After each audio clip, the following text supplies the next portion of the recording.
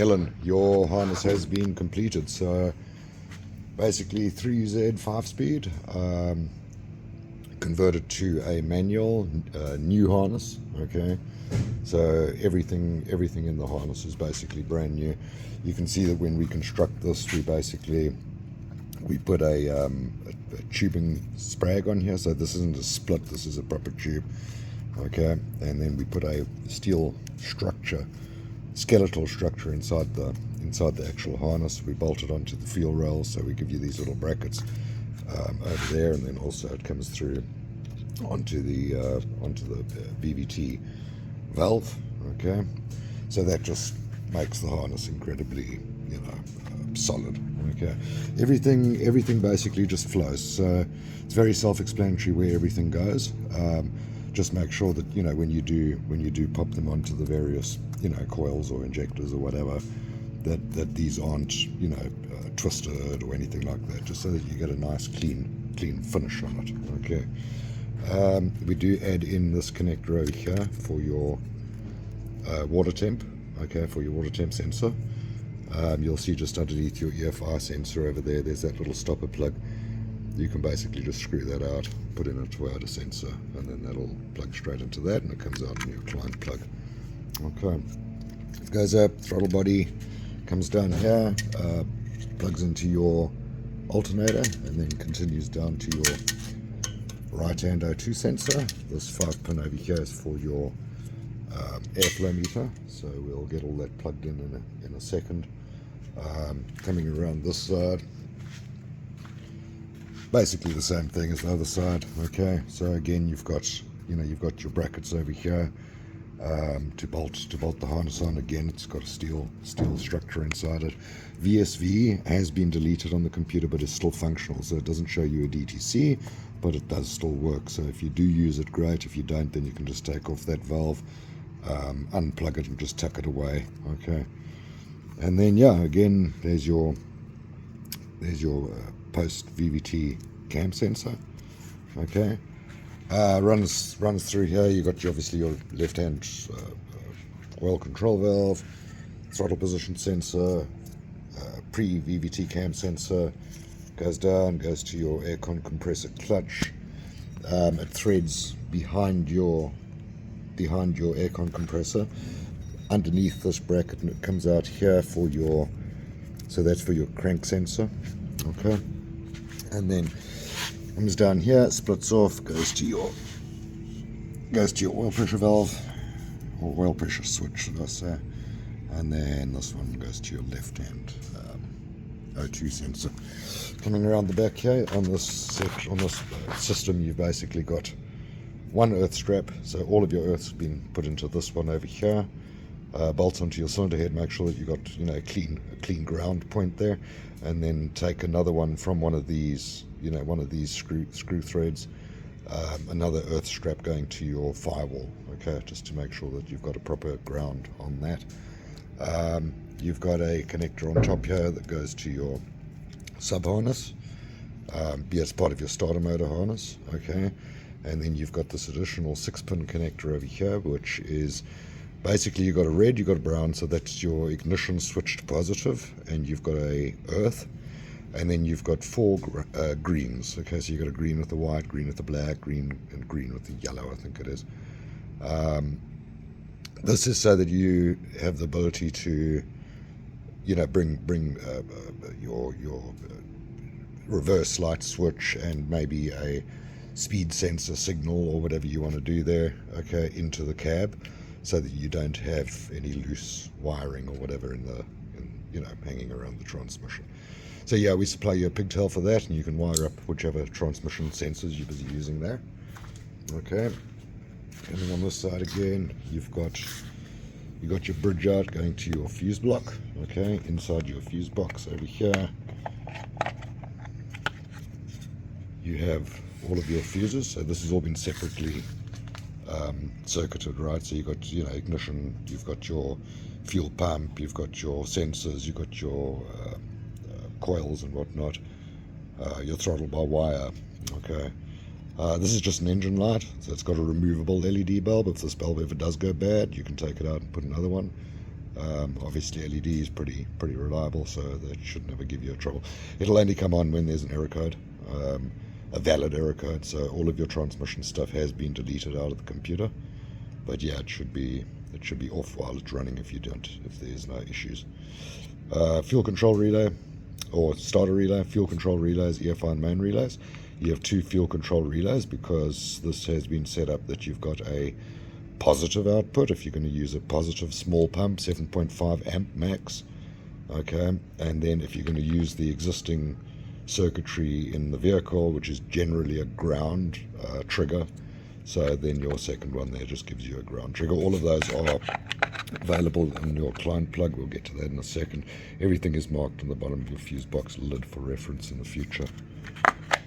Okay, so let's put that over there for now. Let's just tuck that out of the way. Okay, you've got your gland that goes through.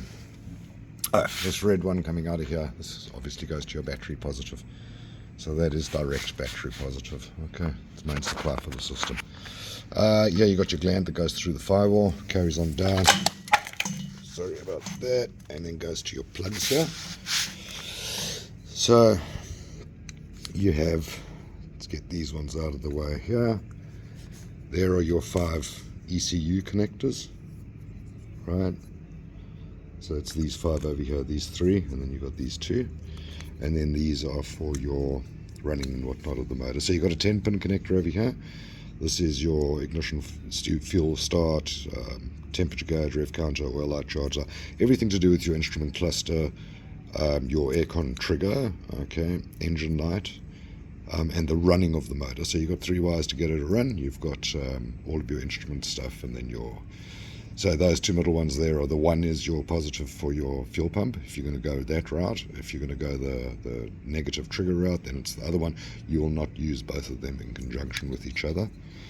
This 12-pin connector here is for your accelerator pedal and your OBD2 diagnostics. There's no wiring required over here. This will plug into a supplied harness and will plug directly into your accelerator pedal and OBD. This is the 4 pins, the 4 wires coming back from your transmission. So these are the 4 greens that you can allocate yourself if you want them. You know which ones you want to use for what.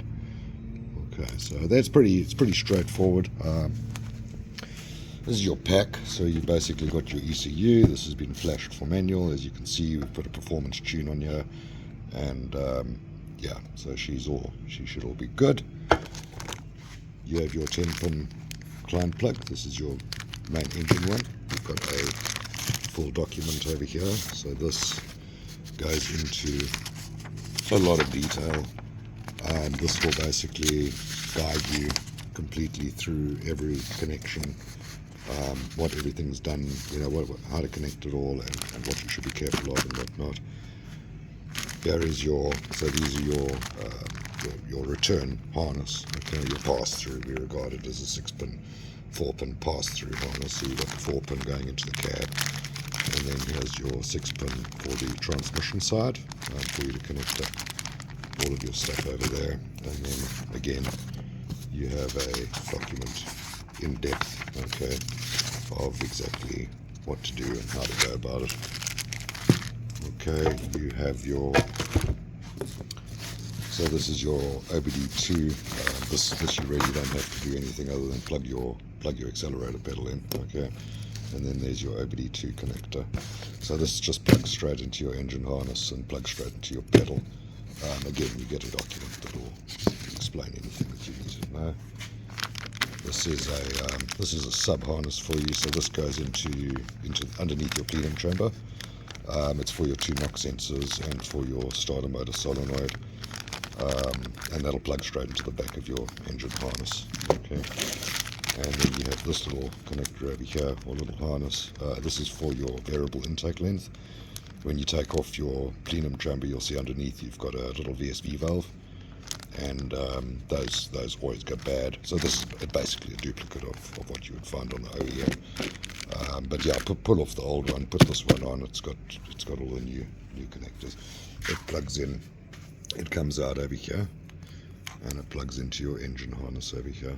Okay, and that there increases your low down torque. So yeah, I'm going to quickly pop on an air intake tube, plug in the airflow meter, plug in all of this stuff, and we'll give it a test run, and yeah, do a DTC scan and make sure that everything's all good for you. Okay, so basically I've plugged in your ECU, I've plugged in your extension harness for your accelerator pedal, and plugged in the 10 pin into the start stand.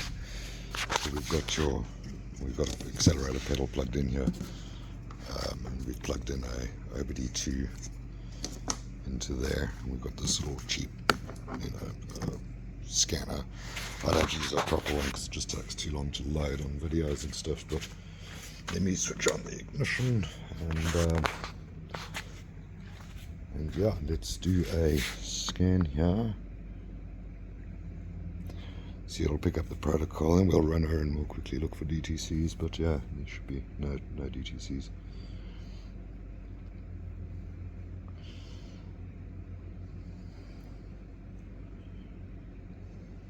So yeah, it should pick up the protocol any second.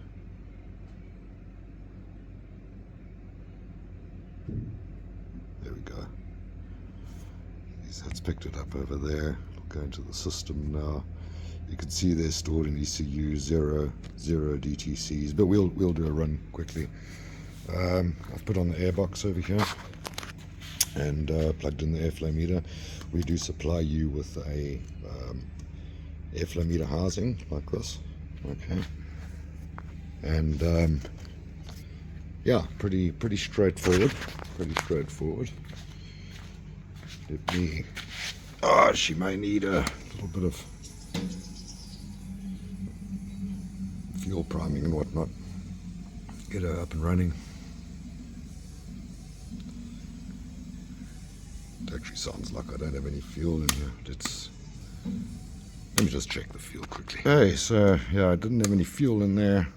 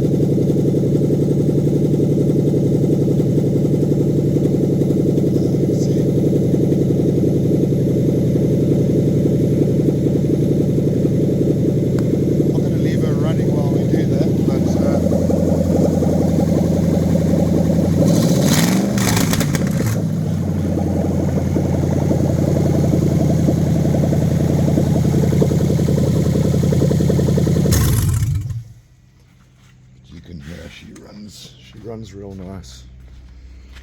Let's quickly just check here.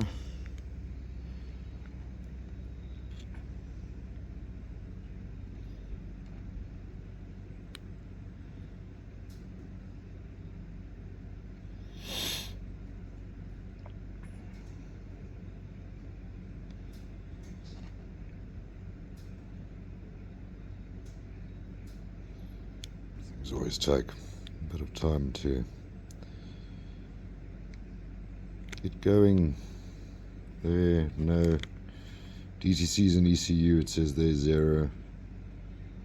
Okay, so yeah, there's no error codes on here. Yeah, you got any questions, let me know, but I think you're really going to enjoy this. We really like these new harnesses. It's the way to go, really. And then obviously your ECU's relocated inside the cab. This is quite a long. We've made it pretty long, so you can adjust the actual grommet wherever you want it to be, and then yeah, you've got plenty to locate the ECU wherever you like. On the right hand side of the vehicle. But yeah, let us know what you think.